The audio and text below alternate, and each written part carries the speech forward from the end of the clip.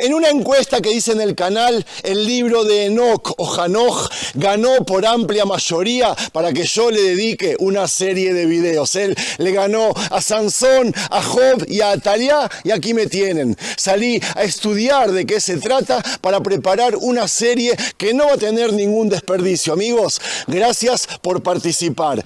Esta va a ser una serie de 3 videos sobre este personaje tan pero tan intrigante, enigmático en todos nosotros. Este video, el de hoy, va a ser una introducción a los libros externos o exteriores y su relación con la Biblia. El segundo capítulo, mañana, va a ser sobre el mismo libro de Enoch o Hanoch, para el tercer video dedicarlo a la influencia que tuvo este personaje, este libro, tanto en el cristianismo como en el judaísmo y también en el islam. 3 cosas antes de empezar, amigos. Primero, que elegí como escenario, a pesar de que el libro habla mucho sobre la vida en el cielo, el lugar más alejado del cielo que hay en todo el planeta. Estoy en la zona del Mar Muerto, a 450 metros por debajo del nivel del mar, el lugar más bajo del planeta. Lo segundo que quiero decir es de que en muchas partes de los textos que preparé hay un poco de broma. No es por falta de respeto, es para hacer más ameno, más didáctico, más amigable el texto, porque en sí es muy pero muy pesado. Y esto está relacionado con lo tercero que les quería decir, de que yo soy una persona judía y lo que yo paso a decir, aunque yo trato de ser objetivo, muchas veces me sale mi judaísmo, y eso no quiere decir de que yo descarte las demás posturas, de que yo juzgue o de que yo crea de que lo que yo interpreto es la verdad. Este es un material para que todos aprendamos, nos enriquezcamos, no solo por medio del video, sino por sus comentarios, que espero hagan aquí debajo de este video. Y lo más importante de todos, en todos los videos que hago, amigos, hay una introducción, una descripción. Les pido que cada vez que ustedes ven un video, por lo menos de los que yo publico, lean lo escrito en la descripción. Les aseguro que les va a sumar y mucho. Empecemos, amigos. No les dije, vamos a recorrer un valle que se llama Dargá, en el extremo este de Israel, en la zona este, al lado del Mar Muerto. Vamos.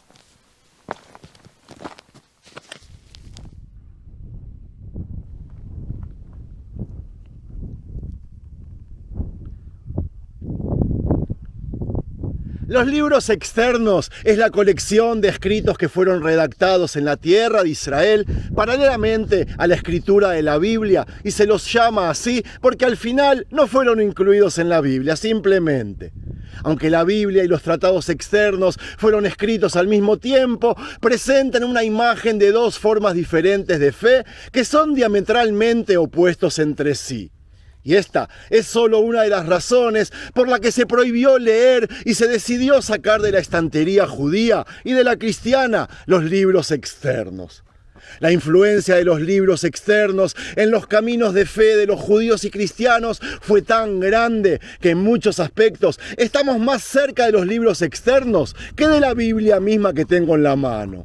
Por ejemplo, la creencia de que hay vida del alma después de la muerte del cuerpo y que las almas de los justos van al cielo en completa oposición a la posición de la Biblia.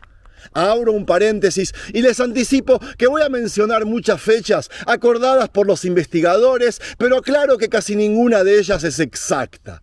La razón de esto es que tenemos muy pocas fechas absolutas que sean seguras. Aunque las fechas que voy a mencionar pueden adelantarse o retrasarse 20 años más o menos, en general nos dan una imagen correcta del tiempo. Amigos, los libros externos son una colección a gran escala de ensayos escritos a lo largo de unos 400 años. Aproximadamente desde el 350 a.C. hasta alrededor del 100 después de Cristo de esta era, y la mayoría de ellos fueron escritos en hebreo, una minoría en griego o arameo, y nuevamente esta barra de fecha también puede ser anterior o posterior en 20 o 30 años. Alrededor del año 140 les cuento de que Rabí Akiva, uno de los grandes líderes de aquellos días, declaró que quienes leen los libros exteriores no tienen parte en el otro mundo, en el mundo venidero, es decir, no entrará por las puertas del cielo.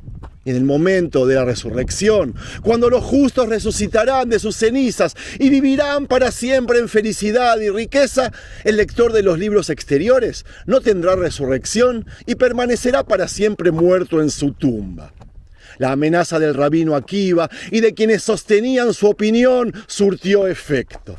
Poco a poco, una colección a gran escala de ensayos desapareció del país y fue eliminada de la estantería de los libros judíos, por lo que muchos de nosotros ni siquiera sabemos de su existencia. Pero, aunque esas escrituras casi han desaparecido, su influencia sobre el judaísmo y el cristianismo es enorme. Y más de lo que estamos con la Biblia, una afirmación que por supuesto es cierta, culturalmente estamos más con los libros externos. Estas cosas las voy a probar cuando avance en el paseo, pero antes de seguir adelante es importante que pongamos nuestras palabras en un marco de tiempo comprensible y hablemos de los antecedentes históricos, ¿les parece? Como es bien sabido, en el año 586 a.C., Nabucodonosor, rey de Babilonia, destruyó Jerusalén y el primer templo construido por Salomón, siendo la población que vivía en Jerusalén y sus alrededores exiliada a Babilonia, en el actual Irak. Lo que es importante para nosotros es de que no han pasado muchos años desde que fuimos al exilio hasta que el imperio babilónico cayó del escenario histórico y su lugar fue ocupado por Ciro, rey de Persia, el fundador del imperio persa. En el año 538-39 a.C., Ciro proclamó la proclama que lleva su nombre. Una proclamación que permitía a los pueblos de las naciones que fueron exiliados por los reyes de los imperios que le precedieron regresar a sus países de origen. Y aquellos que estén interesados pueden leer el texto de la proclamación que se refiere a Israel en el capítulo 1 del libro de Esdras. Los judíos que regresaron del exilio en Babilonia a Jerusalén fueron quienes establecieron el segundo templo, el cual fue inaugurado alrededor del 515 a.C. Poco tiempo después, con el propósito de continuar nuestra discusión, se determinó que era el año 500 a.C. el que se lanzaba el gran proyecto de poner la Biblia por escrito. Me gustaría enfatizar lo siguiente: la escritura de los libros externos y la escritura de la Biblia están entrelazadas y relacionadas entre sí en una conexión profunda y fundamental, por lo que hablaremos constantemente de dos grandes empresas de escritura que existieron simultáneamente durante cientos de años, y esto en sí mismo es un fenómeno único y excepcional en la historia de la humanidad, amigos. Primero hablaremos de la escritura de la Biblia y luego de la escritura de los libros externos. La escritura de la Biblia fue una empresa de escritura enorme, institucionalizada y sistemática que tuvo lugar dentro de los muros del segundo templo, hasta que en el año 70 de esta era, los romanos que gobernaban la tierra de Israel la destruyeron por completo. Después de la destrucción del templo, la escritura continuó fuera de Jerusalén, probablemente en Yavne, en la llanura costera del sur, que se convirtió en el centro religioso de Israel. Alrededor del año 130 se completó la obra y se selló la Biblia. Es importante señalar que hay investigadores que afirman, y con razón, que la escritura de la Biblia comenzó mucho antes del año 500 a.C. Por lo tanto, la Biblia no fue escrita durante 700 años, sino mucho más. Esto es cierto, pero dado que en los 300 años anteriores al año 500 pasamos por una larga serie de conquistas, guerras, destrucción y oleadas, el año 500 a.C. es el primer momento en el que pudo haber comenzado la escritura sistemática de la Biblia. Si la escritura de la Biblia comenzó entonces alrededor del 500 a.C. y los primeros libros externos que se conservan son de alrededor del 350 a.C., entonces estamos hablando de dos empresas de escritura superpuestas que existieron al mismo tiempo durante al menos 450 años. Pero mientras la Biblia fue escrita en las salas de escritura del segundo templo, las partes externas, los libros externos, fueron escritos en todo el país. Por lo tanto, no entraron en la Biblia y, por lo tanto, son externos. Me gustaría agregar otro breve comentario, amigos, paciencia. Un comentario sobre el cual no daré más detalles. A principios del siglo I y quizás un poco antes, comenzó la escritura de la Mishnah, que duró unos 200 años. La Mishnah fue firmada por el rabino Yehudá Hanasí en el año 220, les conté cuando estuve en Séforis, y por lo tanto, en la última parte del período en el que se escribió la Biblia y en el que se escribieron los libros exteriores, se lanzó en ese tiempo un tercer proyecto de escritura, sí, la Mishnah. Después de esta breve desviación, volvamos a nuestro tema. Amigos, hay varias cuestiones importantes relacionadas con el hecho de que estamos ante dos empresas de redacción que existieron al mismo tiempo. Cuestiones que debemos poner inmediatamente sobre la mesa. Primero, el círculo de escritores y editores que escribió y diseñó la Biblia, que le dio la forma que tenemos, actuó de manera ordenada y de acuerdo con un plan, y lo demostraré en un momento. La Biblia abre con la historia de la creación del mundo, de allí avanza las historias de los primeros antepasados, posteriormente cuenta que Jacob y sus hijos, sus nietos y nietas bajaron a Egipto y que en Egipto llegamos a ser 12 grandes tribus. Luego regresamos a la tierra. El libro de Josué cuenta cómo conquistamos la tierra y el libro de Jueces habla de la amistad de las tribus y así las historias incluidas en la Biblia avanzan en un orden cronológico hasta alrededor del año 400 a.C. En esta secuencia se colocaron los libros de los profetas, el libro de Job, Eclesiastés, Salmos, Proverbios y muchas otras composiciones. En todos los aspectos, la Biblia es un conglomerado literario de amplio alcance.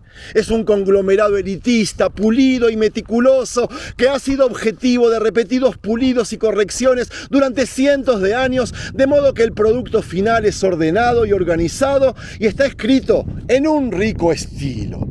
Un lenguaje increíblemente hermoso.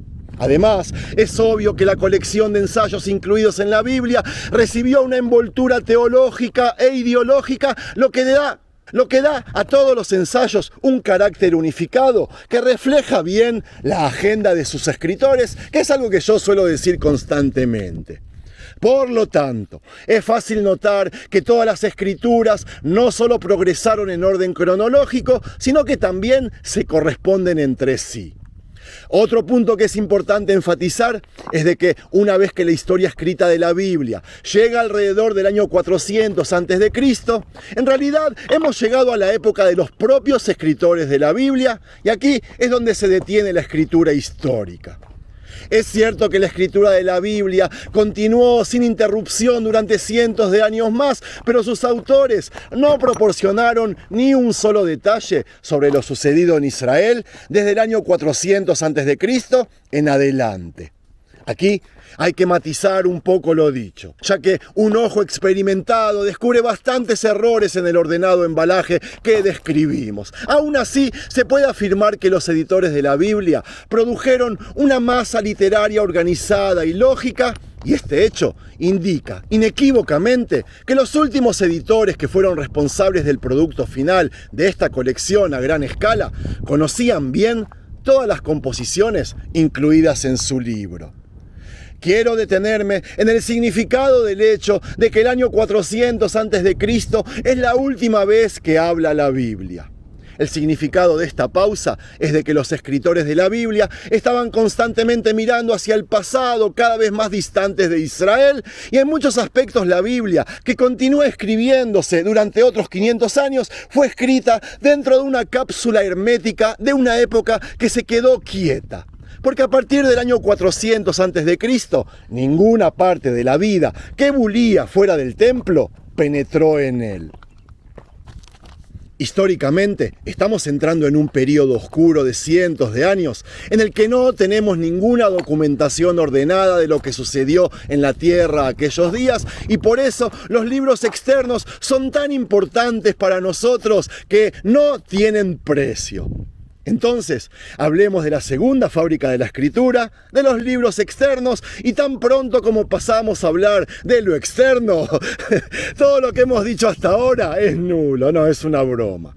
Si hablamos de la asamblea elitista que se formó ordenadamente dentro del templo, ahora estamos hablando de un montón de gente de la calle. Estamos hablando de una masa de ensayos escritos en diferentes lugares del país, por lo que no había una sola mano que los uniera y los controlara en orden. Cuando echamos un vistazo general a la masa externa y la comparamos con la Biblia, inmediatamente se destacan ante nuestros ojos una serie de cuestiones. Lo primero es de que se trata de ensayos escritos por judíos que creían en Dios. Pero hay una enorme brecha entre el Dios de la Biblia y el Dios de los libros externos. Lo que sucede en la práctica es de que tenemos dos judaísmos o dos maneras diferentes de creer que se relacionan con el mismo Dios, y este desconcertante fenómeno se abordará en detalle en la serie de esta que estoy haciendo de 3 videos, no se preocupen. Hay otro punto que es importante señalar. Si bien la Biblia es la historia de una nación cuya secuencia histórica comienza con la historia de la creación del mundo y continúa hasta los días en que Israel regresó del exilio babilónico y construyó el segundo templo, los externos cuentan historias concretas, discretas. Ellos no van de un periodo temprano a otro posterior, y el concepto nacional, que es tan importante en la Biblia, no existe entre ellos. Es cierto que entre los libros externos hay una serie de ensayos que se pueden encontrar conectados. Después de todo, estamos hablando de ensayos escritos en la misma pequeña franja geográfica, pero la conexión, si es que existe, no es clara e inequívoca. Por lo tanto, existen grandes dudas sobre si los textos exteriores o externos que trabajaron en todo el país conocían la composición de los demás, o si los escritores que trabajaron en un periodo posterior supieran lo que escribieron sus predecesores. Tal vez sí, tal vez no, pero eso, amigos, es una ventaja. Para nosotros, el hecho de que los libros exteriores no hayan sido coeditados tiene una enorme y valiosa ventaja. Si la Biblia se detiene alrededor del año 400 a.C.